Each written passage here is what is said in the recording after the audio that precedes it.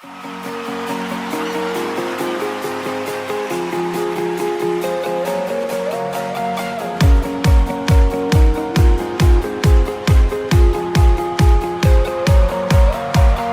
carta do apóstolo Pedro, capítulo de número 1.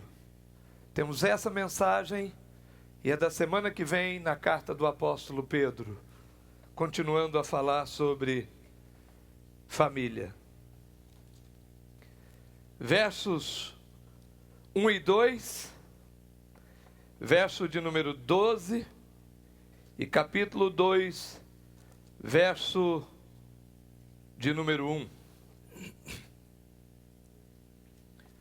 Primeira carta do apóstolo Pedro, capítulo 1. Diz assim: Paulo, Pedro, apóstolo de Jesus Cristo, aos eleitos que são forasteiros da dispersão ou da diáspora, no Ponto, Galácia, Capadócia, Ásia e Bitínia, eleitos segundo a presciência de Deus Pai, em santificação do Espírito, para a obediência e a aspersão do sangue de Jesus Cristo, graça e paz vos sejam multiplicadas. Verso de número 12. A eles foi revelada que, não para si mesmo, mas para vós outros, ministravam as coisas que agora vos foram anunciadas por aqueles que, pelo Espírito Santo enviado do céu, vos pregaram o Evangelho, coisas essas que anjos anelam prescrutar. Capítulo 2, verso 1. Despojando-vos, portanto, de toda maldade e dolo, de hipocrisias e invejas e de toda sorte de maledicência. Vamos orar. Pai, estamos colocados na Tua presença. Clamamos a ação do Teu Espírito Santo em nós. E pedimos ao Senhor que, segundo a Tua graça e misericórdia, continue a falar conosco acerca de família. E que possamos, nessa noite, entender a Tua palavra, mas, sobretudo, sermos movidos pelo Teu Espírito, à prática da palavra. Ó Deus, e que isso possa impactar a sociedade, possa impactar os nossos vizinhos, possa impactar os nossos filhos, possa nos impactar e nos levar a Te adorar e a Te bendizer. No nome de Jesus oramos. Amém. Queridos, por que você veio para os Estados Unidos? Quando você saiu do Brasil, você tinha definido claramente as motivações que te trouxeram para esse país? Muitas pessoas estão na América ou em qualquer outra parte do mundo, talvez pela pressão social que existe no Brasil, desemprego e outras coisas tantas nessas áreas. Alguns estão aqui nesse país ou em outra parte por perseguição política, por problemas políticos. Mas eu penso que nenhum brasileiro está nessa terra aqui, eu não tenho conhecimento, por perseguição religiosa. Talvez ninguém tenha saído do Brasil dizendo assim: eu vou embora porque eu sou perseguido na minha fé. Muito pelo contrário. Lá no Brasil nós temos a liberdade de culto. As pessoas têm a liberdade de adorar o Deus que desejar adorar. Pedro escreveu para famílias que saíram das suas cidades, saíram das suas casas, por causa de uma perseguição religiosa. Eles deixaram para trás sonhos, negócios, relacionamentos. Eles deixaram para trás uma vida e foram embora. A igreja cristã foi marcada pela diáspora, pela saída da sua terra por alguns motivos. Eu não sei, essa palavra talvez seja estranha para alguns, a versão antiga da Bíblia fala diáspora. Significa a separação de um povo, de muitas pessoas, que vai para vários lugares. O que está acontecendo hoje na Síria, no norte da África, em alguns países do Oriente, por causa da perseguição religiosa, muitas famílias têm se aventurado, entrado em botes e têm morrido na travessia de alguns mares. Isso tem sido chamado da diáspora do século 21, que tem ceifado muitas famílias. Qual a razão que te fez sair do Brasil? Finanças? Propósito de Deus? Por que você arriscou o conforto da sua família, dos seus pais, e trouxe a sua família para esta nação? Quais as razões? Você já se perguntou? Essa palavra diáspora, ela é muito interessante na biologia. Significa qualquer parte de um organismo que, quando separado, dá origem a outro organismo idêntico àquele. Esta era a preocupação de Pedro, do apóstolo Pedro. Que as famílias, elas não perdessem na diáspora a nova identidade que haviam recebido em Cristo. E é por isso que ele usa essa palavra. Ele não queria que a igreja perdesse a identidade de Cristo, que as famílias não perdessem aquela identidade. Por isso ele fez, logo de cara, no início da sua carta, um alerta sério. Ele diz assim, no verso 18: sabendo que não foi mediante coisas corruptíveis, como prata ou ouro, que fostes resgatado do vosso fútil procedimento que vossos pais vos legaram.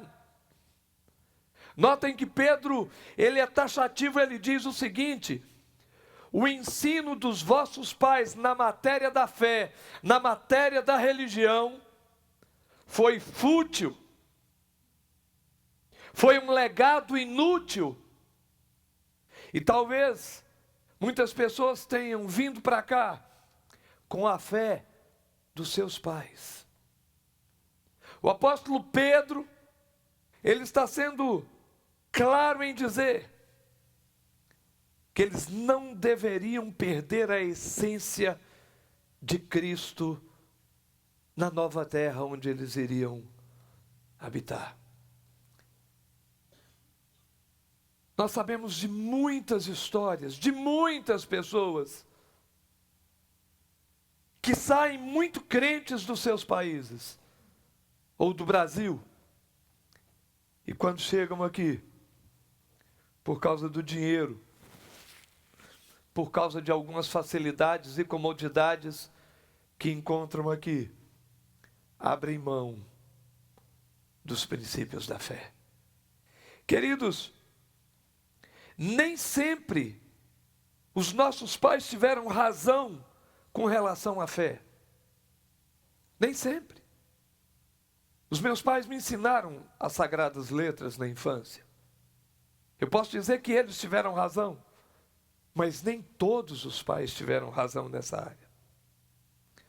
Aquela geração a qual Pedro está se referindo, tinha em seus pais um modelo religioso de formas, de tradições, e isso levaria aquelas famílias ao fracasso, se elas abandonassem a Jesus. E essas famílias tinham um grande desafio, que pode ser compreendido em 3 partes nessa carta de Pedro. Rapidamente. Primeiro, elas não poderiam perder a identidade de Cristo. Foi por causa de Cristo que eles foram expulsos da sua terra natal. O motivo deles terem saído de Israel era a perseguição religiosa, porque eles abraçaram a nova fé. A segunda coisa que precisamos compreender é que eles não deveriam retornar ao ensino errado dos seus pais, no que dizia a religião judaica. Agora eu estou longe mesmo de Israel, eu vou voltar às leis cerimoniais dos meus pais, fazer os sacrifícios de cordeiros como eles faziam. E a terceira coisa é que eles deveriam conviver com as novas culturas, sem perder a essência do Evangelho. E você, como pai de família, como cabeça da sua casa, deve zelar para que você não perca a essência do Evangelho nessa nova terra. Talvez essa mensagem esteja sendo própria para vocês que chegaram agora, há 1 mês, 2 meses nesse país, ou há 1 semana. Não perca a essência do Evangelho. Queridos, pensando nisso, eu quero te convidar nessa noite a compreender essa carta pastoral para as famílias que viveram naquele momento, naquele ambiente de peregrinação. Eu quero te convidar a entender isso. Pedro, ele lança 3 mensagens antes de falar nos pontos que eu quero abordar nessa noite. A primeira mensagem que ele desejou imprimir no coração daquelas famílias foi a recordação de quem eles eram quando eles saíram da casa deles. Pedro diz assim: vocês são eleitos de Deus em santificação do Espírito, pela remissão do sangue de Jesus. Pedro deixa isso bem claro logo no início da carta. Ele está posicionando os indivíduos cristãos para o ambiente que eles iriam enfrentar. Ele está dizendo: vocês têm uma marca, vocês têm um selo, por onde vocês forem andar, vocês devem se lembrar, nós temos uma marca, nós temos um selo, nós somos de Jesus, nós somos do Senhor, o sangue dele nos cobriu, o Espírito Santo dele está sobre nós. Olhe para sua esposa e diz: eu vim para cá. Fale comigo. Eu vim para cá, mas a marca veio junto. Jesus veio junto. Ele não ficou lá. É importante você entender essa mensagem de Pedro. Pedro não estava se referindo ao estereótipo, aquilo que era exterior estava por fora do povo, para mostrar para alguém como a religião judaica mostrava através dos cerimoniais.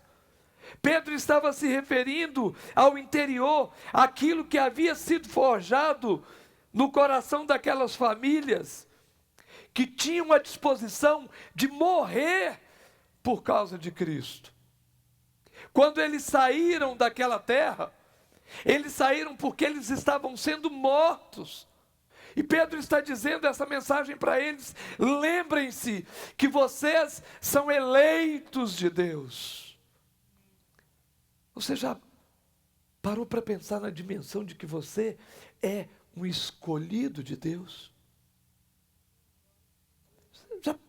Já pensou na intensidade disso? Encha a boca e fale comigo: eu sou eleito de Deus. Isso é fantástico, queridos. Não abra mão dos valores espirituais em Cristo. Eles não abriam, eles não se vendiam, eles não negociavam a fé. A morte era preferível a uma vida covarde. Eles preferiam morrer do que se acovardar. Há uma frase que diz assim: melhor um covarde vivo do que um herói morto. Essa frase não servia para aquele povo. Essa frase não deve servir para o cristão. Eu prefiro sobreviver nessa terra do que sustentar a minha fé. Essa frase não serve. Você se recorda de quem você é em Cristo? A segunda mensagem de Pedro para eles foi que aquela peregrinação, ela era temporária, ela era passageira, ela era apenas uma preparação para algo maior que estava aguardando a eles. No verso 4 ele diz assim, que havia uma herança incorruptível, sem mácula, sem ser uma coroa que murchasse, reservada nos céus. Ele estava dizendo para aquela igreja que estava andando, para aquelas famílias que estavam andando: vocês têm noção de que vocês estão caminhando para a pátria celestial. Você só saiu do Brasil, cristão. Família. Você está aqui temporariamente. Talvez até os seus restos mortais possam ficar nessa terra. Mas você está sendo preparado para habitar os céus. Queridos, era a esperança do porto seguro que Pedro estava dando para eles. O futuro glorioso daquelas famílias seria nos céus. A terceira mensagem que Pedro diz, ele diz assim: tenham forças, porque vocês vão estar debaixo de provações. E tenham forças com alegrias. E ele deu uma garantia no verso 5, ele diz assim: sois guardados pelo poder de Deus. Que garantia! Imaginem aquelas famílias frágeis. Eu fico vendo aqui algumas famílias que chegam, assim como eu cheguei há muitos anos atrás, precisando de tudo, de colchão, de cama, de geladeira e seja lá o que for. E Deus vai suprindo de uma forma ou de outra. Agora imaginem aquele povo, perseguidos, com um exército atrás. O exemplo de Paulo, que perseguia a igreja que estava saindo de Jerusalém. Sem moradia, sem trabalho, sem ninguém que eles conhecessem. Eles não tinham referenciais nas outras terras. E Pedro diz para eles assim: vocês terão muitas provações, mas fiquem tranquilos, porque vocês são guardados pelo poder de Deus. Levante-se amanhã de manhã, família, e saiba que você é guardada pelo poder de Deus. Nada vai ocorrer sem que Deus permita. E se Ele permitir alguma coisa que seja de provação, saiba que Ele estará com você. É promessa para aqueles que são da diáspora, e nós somos. Foram essas 3 mensagens. Vocês são eleitos. Vocês estarão sendo preparados para o céu. E vocês terão provações. Há uma pergunta: como é que aquelas famílias poderiam levar uma vida normal? Como é que eles levaram uma vida normal? A segunda pergunta: como é que eles puderam cumprir o propósito de Deus para a vida deles? Será que havia tempo no coração daquele povo que estava sendo perseguido para parar e pensar assim: opa, eu tenho um propósito para ser cumprido. Eu tenho um propósito. Você já parou para pensar? Qual é o propósito da sua família no reino de Deus? nos planos de Deus, no projeto de Deus. Pedro traz 4 ensinos que eu gostaria de deixar com vocês. Para as famílias. O primeiro ensino, ele diz assim: vida comprometida com Cristo. Versos 12 e 13 desse capítulo de número 1 que nós lemos. No verso 12, ele diz assim: mantendo exemplar o vosso procedimento. Eu gosto muito do grego, é por isso que nem todos os dias eu estudo, mas há mais de 25 anos eu já estudo grego. E essa palavra que aparece para procedimento exemplar é interessante. Ela é formada por um prefixo e por um radical. Ela significa, o prefixo significa para cima. O radical significa mudar interiormente. E quando você junta as duas palavras, significa deixar que seja visto o que está dentro do seu interior. Deixar para que seja visto o seu cristianismo, a sua conversão. E o apóstolo Pedro está dizendo para aquelas famílias: deixe que seja vista a vida comprometida com Cristo que você tem. Veja que interessante. Eles eram peregrinos, eles tinham as dificuldades, e o propósito de Deus para eles é que fosse revelado através dele a vida em Cristo.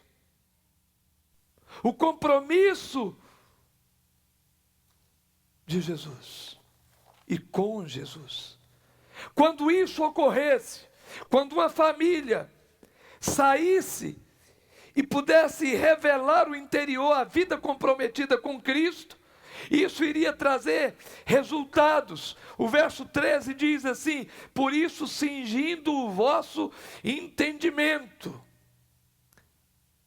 Quando você revela Jesus,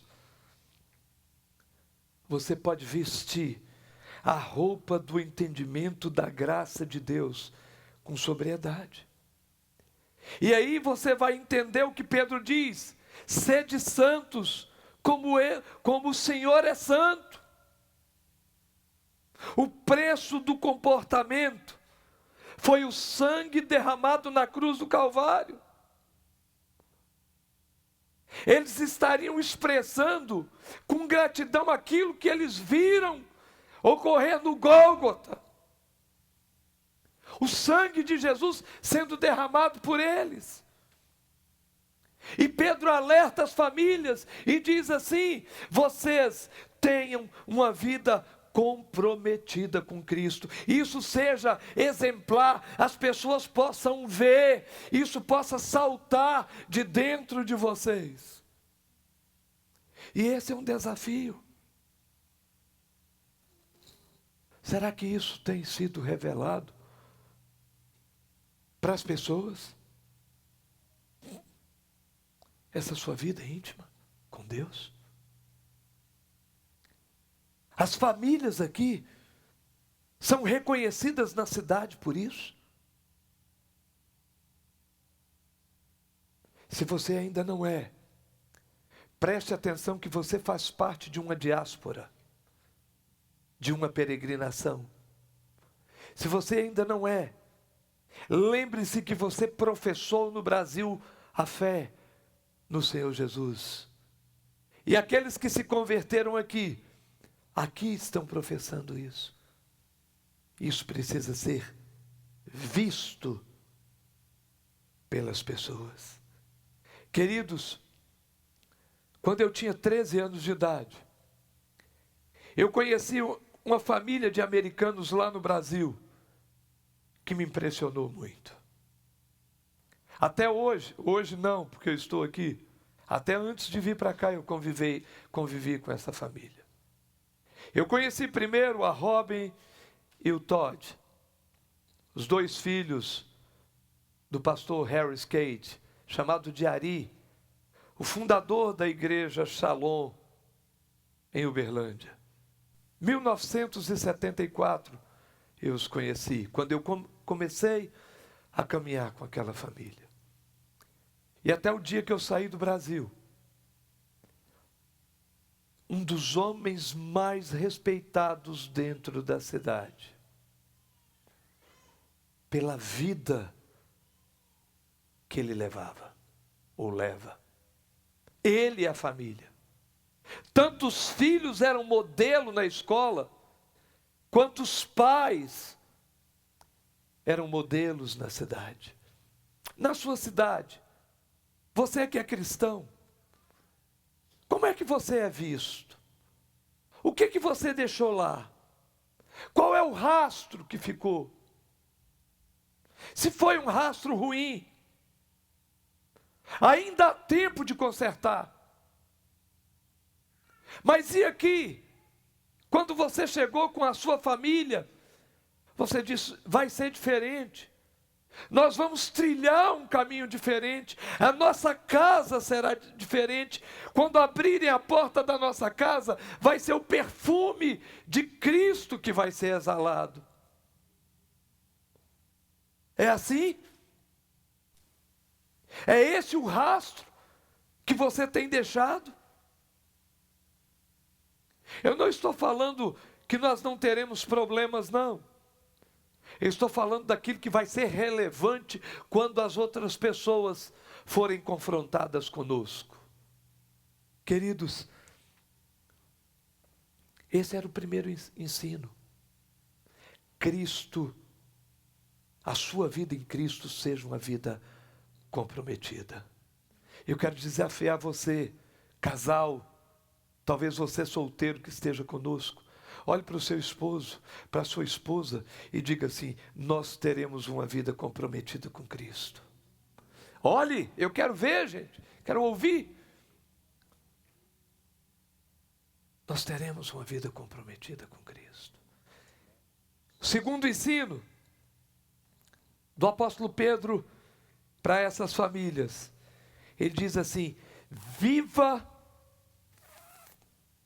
uma vida fraternal verdadeira.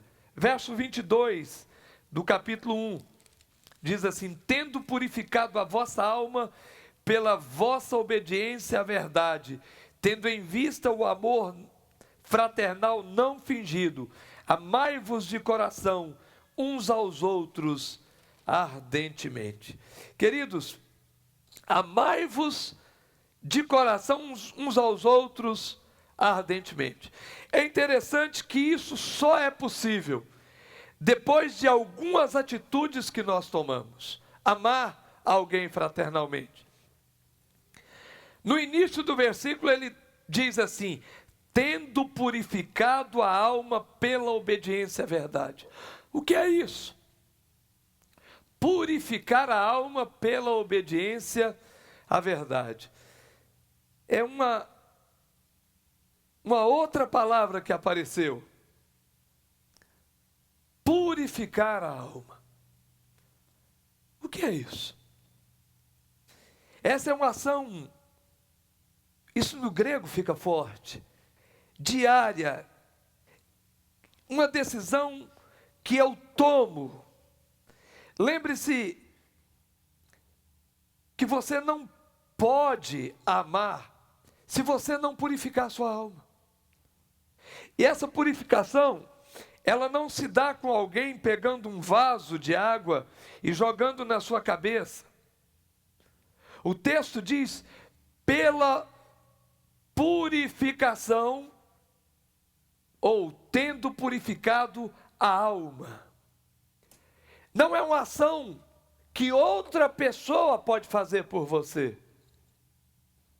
Se você entende um pouco de português, eu sei que a maioria entende, isso está na voz ativa. É uma atitude pessoal. Talvez você não ame fraternalmente alguém, Talvez seja porque você ainda não purificou a sua alma com a verdade, com a palavra. É uma atitude que eu tomo. Hoje eu quero purificar a minha alma. E eu gosto do grego porque essa não é uma ação que você faz uma vez só. É um particípio, é uma ação linear. Eu faço hoje, eu faço amanhã, eu faço depois, eu sempre estarei fazendo. Amanhã eu preciso de novo pegar a palavra e derramar na minha alma para que ela seja purificada e eu tenha condições de ter um amor fraternal com você. E o apóstolo Pedro, ele é sábio, ele está dizendo: vocês vão enfrentar famílias totalmente disfuncionais pelo caminho.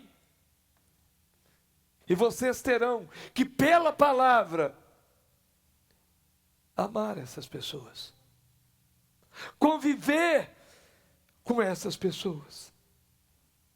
A nossa alma precisa ser purificada pela palavra, diariamente, não por um terceiro. Eu, como pastor, não posso purificar a sua alma. Você pode purificar a sua alma com a palavra, pela ação do Espírito Santo. E se você está prestando atenção nessa mensagem, saiba que isso é possível. Quando eu me purifico, meu coração pode amar fraternalmente. Quando você observa alguém sem generosidade alguma, saiba que ele nunca purificou a alma. Todo pão duro não purificou a alma. Tem algum pão duro aqui? Saiba que a sua alma está suja.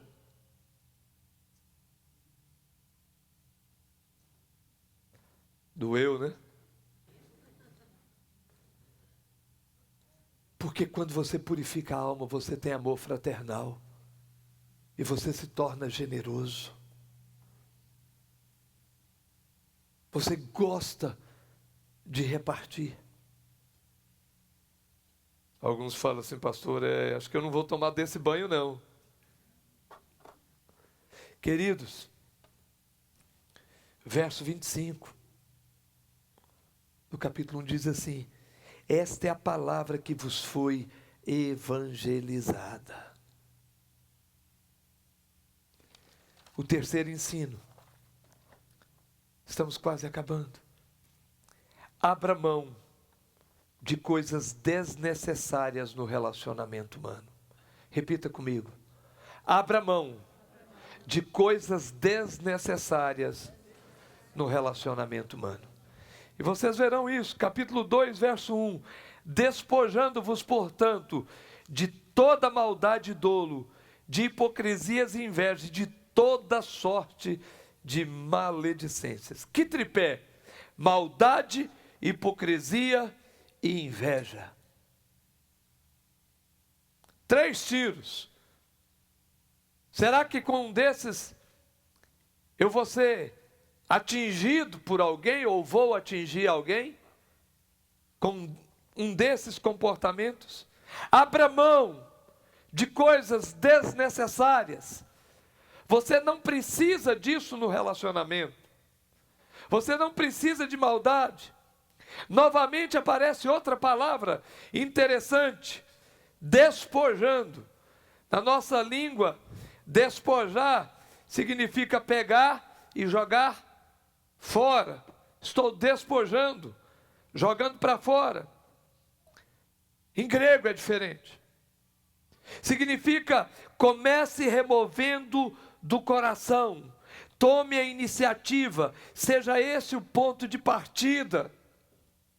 Pedro está dizendo: se você saiu com ódio lá de Israel, porque você estava sendo perseguido, estava sendo morto, comece a remover esse espírito de maldade, de hipocrisia, de maledicência, tire fora. Se você foi praguejado no Brasil quando saiu, se alguém disse não vai dar certo, Não deixa isso ficar no coração, não. Comece a despojar, tire isso do coração, isso faz mal para os seus relacionamentos. Talvez você vai descontar em alguém que não tem nada a ver com isso, com a sua birra lá do passado, uma situação atual. E começa a ameaçar o cônjuge, e começa a ameaçar o irmão. Um espírito de guerra. Isso deve ser feito com fervor. O apóstolo Pedro compara com um ato de sobrevivência. Ele diz assim: como deseja ardentemente o leite espiritual, como uma criança recém-nascida. Desejar se relacionar bem com alguém implica em tirar do coração maldade, hipocrisia. Será que você está sendo possuído por algumas coisas dessas?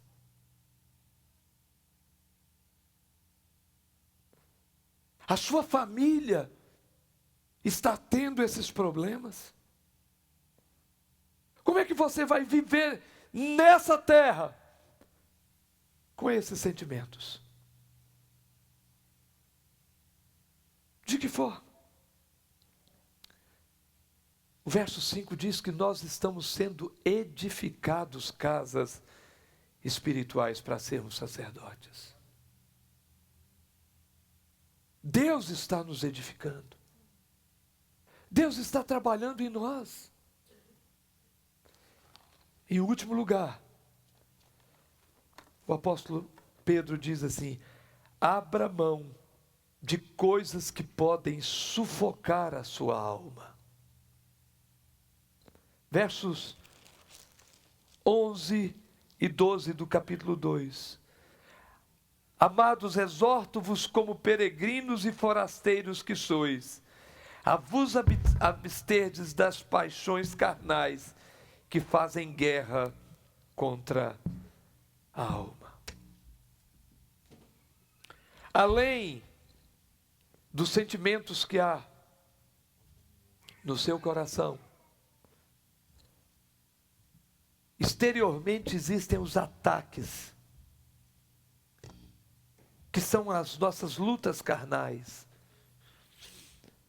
Essa é uma época farta e própria para você poluir a sua mente.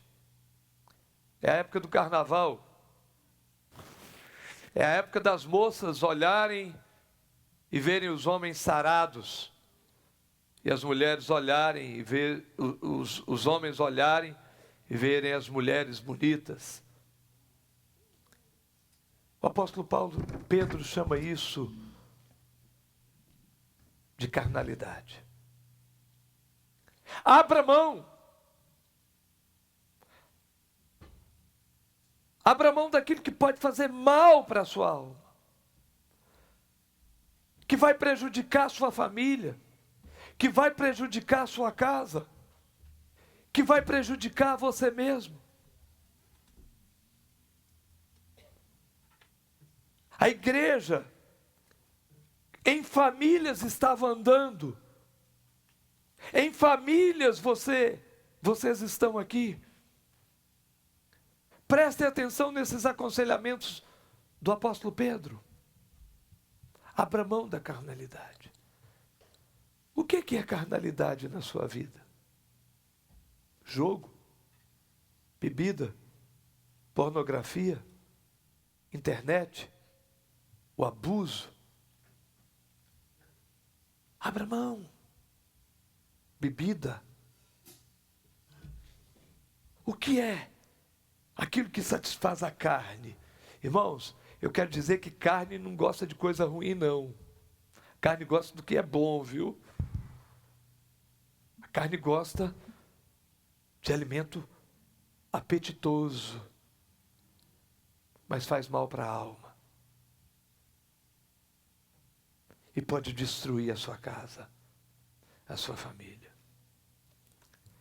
Tem famílias que estão sendo destruídas por causa do desejo errado de um ou do outro, do marido ou da esposa. Eu nunca vi no Brasil, durante o tempo que eu pastoreei, eu nunca vi tanta incidência de imoralidade e infidelidade entre casais como eu tenho visto aqui na América. Sabe por quê? Porque uma falsa segurança financeira dá ao homem ou à mulher a segurança de que eles podem bater asas sozinhos. Se minha mulher não quiser, tô fora. E a mulher diz: se o meu marido não quiser, tô fora. Nós pastores é que sabemos o quanto as pessoas têm sofrido por causa disso. Você tem a oportunidade de andar mostrando a Cristo. E tem a oportunidade de dizer não. Eu vou abrir mão de coisas que podem sufocar a minha alma. Essa é uma carta pastoral. É Pedro escrevendo para famílias que deixaram a terra.